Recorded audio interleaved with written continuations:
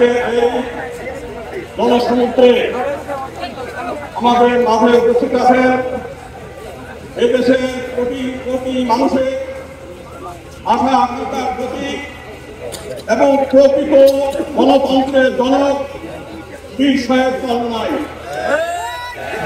আমরা 1971 সালে এই দেশ স্বাধীন করেছিলাম লক্ষ শহীদের বিনিময়ে, যে একটা স্বৈরাচারবিহীন দেশ এবং গণতান্ত্রিক দেশ পাব। কিন্তু আমরা আজ পর্যন্ত এই দেশে গণতন্ত্র প্রতিষ্ঠিত হয় নাই। গণতন্ত্রের নামে স্বৈরতন্ত্র একের পর এক আমাদের গলা চেপে ধরেছে।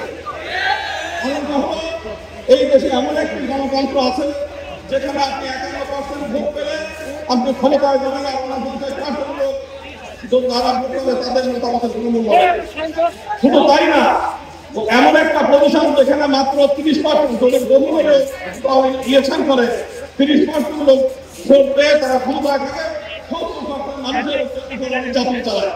এবং আমরা এর আগে আওয়ামী লীগের একটা যে ভোট দিয়েছি আমরা খুঁজে পেয়েছি, তারা আমাদের সম্পত্তি ক্ষতি করেছে, তারা আমাদেরকে নির্যাতন করেছে, আমাদেরকে ভোট ব্যাংক হিসেবে ব্যবহার করেছে। আমরা এই সিদ্ধান্ত নিয়েছি বীর সাহেব চরমোনাইদের সিস্টেমে ভোট হয়, কিন্তু সম্প্রদায় ভোট করতে যাবে না। আমরা একই সঙ্গে পৃথক নির্বাচন পদ্ধতি চাই, যে মাইনরিটিকে প্রতিনিধিত্ব মাইনরিটির সিদ্ধান্ত নেবে এবং তাদের প্রতিনিধিত্ব তারা নিজের নামের কথা বলেছে। আমরা তাহলে আমাদের শেষ কথা যে পৃথক নির্বাচন সংরক্ষিত আসুন এবং দেশের গণতন্ত্র ফিরতে এইটা হলে ও দেশের বিভিন্ন সম্প্রদায় ভোট কেন্দ্রে যাবে, নাহলে ভোট কেন্দ্রে যাবে না, কোনো ভোট হবে না।